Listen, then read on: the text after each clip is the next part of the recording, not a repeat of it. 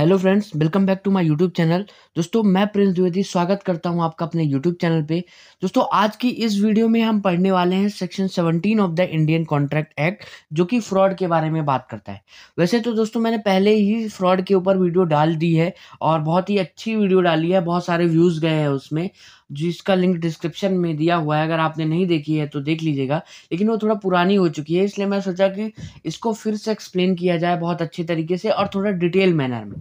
तो इसीलिए आज हम इस वीडियो को लेके आए हैं। तो चलिए हम बिना टाइम वेस्ट करते हुए वीडियो को स्टार्ट करते हैं। लेकिन दोस्तों, अगर आप मेरे चैनल पे नए हो तो चैनल को सब्सक्राइब कर देना, बेल आइकन को भी प्रेस कर देना और ज़्यादा से ज़्यादा अपने दोस्तों के पास इस वीडियो को शेयर करो। तो चलिए हम वीडियो को स्टार्ट कर लेते हैं। तो दोस्तों, सबसे पहले सवाल उठता है कि फ्रॉड होता क्या है। तो हम सब ने आम बोलचाल भाषा में, सामान्य भाषा में और कई बार हम किसी दूसरे के ऊपर एलिगेशन लगाते हुए बोल देते हैं कि ये फ्रॉड लड़का है या इसने फ्रॉड किया है। ठीक है, तो फ्रॉड का मतलब होता क्या है? तो अगर सिंपल लैंग्वेज में समझे दोस्तों, तो फ्रॉड का मतलब होता है हिंदी में कपट बोला जाता है इसको। ठीक है, लेकिन अगर हम सेक्शन 17 की वर्डिंग को देखें, जो सेक्शन 17 में लिखा है वो क्या कहता है? तो वो कहता है fraud means and includes any of the following acts committed by a party to a contract or with his connivance or by his agent with intention to deceive another party thereto of his agent or to induce him to enter into contract।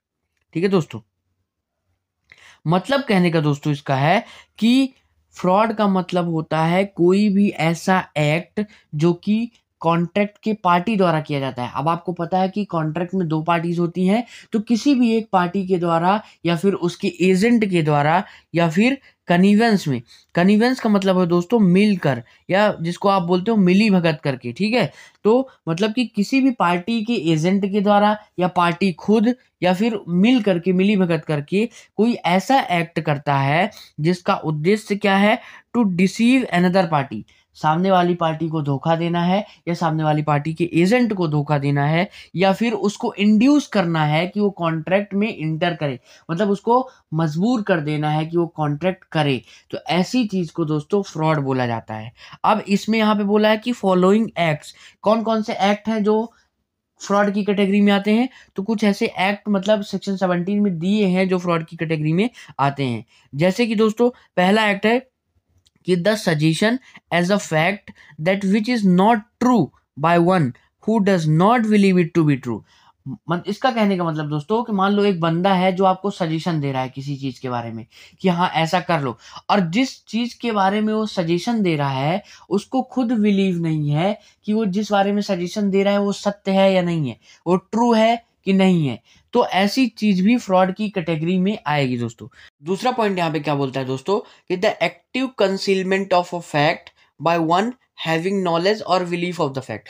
मतलब कि कोई बंदा है जिसको किसी fact के बारे में पता है, फैक्ट की सच्चाई के बारे में पता है, उसके ट्रुथ के बारे में पता है, ठीक है, पर वो सच्चाई जानते हुए भी सामने वाली पार्टी को उसके बारे में नहीं बताता है। तो ये ऐसी, इसको भी फ्रॉड की कैटेगरी में रखा गया है। अब देखिए दोस्तों, इस पॉइंट को पढ़ने के बाद अब हम इस सेक्शन का एक्सप्लेनेशन पढ़ते हैं। और एक्सप्लेनेशन क्या कहता है कि mere silence as to facts likely to affect the willingness of a person to enter into a contract is not fraud।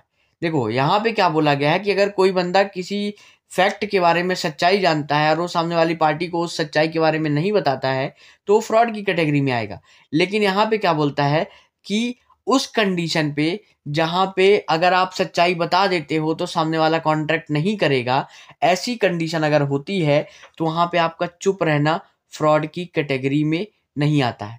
इसका एक इलस्ट्रेशन समझते हैं दोस्तों।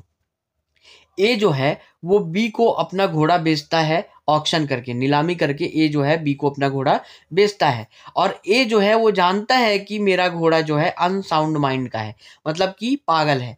बट बी से ए जो है अनसाउंड माइंड ऑफ हॉर्स के बारे में कुछ नहीं बात करता है, मतलब बी को ये नहीं बताता है कि उसका घोड़ा क्या है, पागल है। तो अगर ऐसी कंडीशन होती है तो वो फ्रॉड नहीं माना जाएगा। क्यों? क्योंकि अगर वो बता देगा तो भी उसका घोड़ा नहीं खरीदेगा। तो इस कंडीशन को फ्रॉड में नहीं रखा गया है, इसको फ्रॉड नहीं माना जाता है। आगे देखते हैं थर्ड पॉइंट क्या बोलता है। और एक्सप्लेनेशन में दोस्तों यहाँ बोलता है, आगे क्या बोलता है कि unless the circumstances of the case are such that regard being had to them is the duty of the person keeping silence to speak। मतलब कि उसका चुप रहना फ्रॉड नहीं माना जाएगा जब तक कि उसकी ड्यूटी नहीं होती उसको बारे में बताने की। जैसे मान लो यहाँ पे देखो एक और इलस्ट्रेशन देखो कि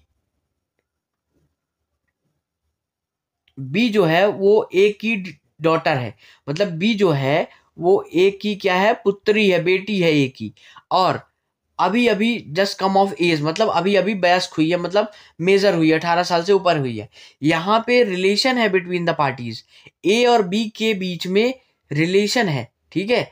और ये बी की ड्यूटी है to tell B if the horse is unsound mind, ठीक है। ए की ड्यूटी है कि वो बी को बताए कि घोड़ा क्या है, अनसाउंड माइंड का है। तो अगर यहाँ पे ए जो है बी को नहीं बताता है घोड़े की अनसाउंड माइंड के बारे में, तो ये फ्रॉड की कैटेगरी में आएगा दोस्तों। क्यों? क्योंकि एक्सप्लेनेशन में यहाँ पे हमने क्या देखा है कि अगर उसकी ड्यूटी होती है, अगर पर्सन की ड्यूटी है कि वो चुप ना रहे, उसके बारे में बताए, तो फिर वो फ्रॉड की कैटेगरी में आएगा। बट अगर ड्यूटी नहीं होती है तब वो चुप रह सकता है, वो फ्रॉड की कैटेगरी में नहीं आएगा दोस्तों। क्लियर है? अब देखो तीसरा पॉइंट क्या बोलता है यहाँ पे, a promise made without any intention of performing it.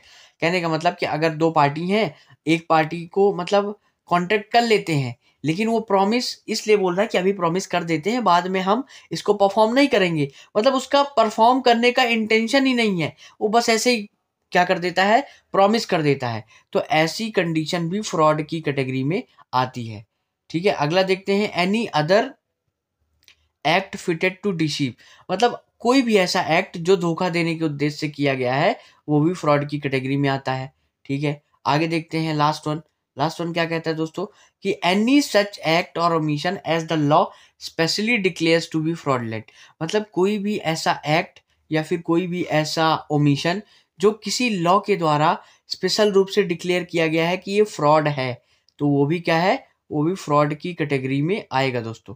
Clear है? तो आई होप आपको फ्रॉड बहुत अच्छे से समझ में आया होगा। इसका एक और इलस्ट्रेशन देख लेते हैं दोस्तों। देखो ए जो है, ए और बी जो है ट्रेडर्स हैं, वो कॉन्ट्रैक्ट में इंटर होते हैं, मतलब एक कॉन्ट्रैक्ट करते हैं।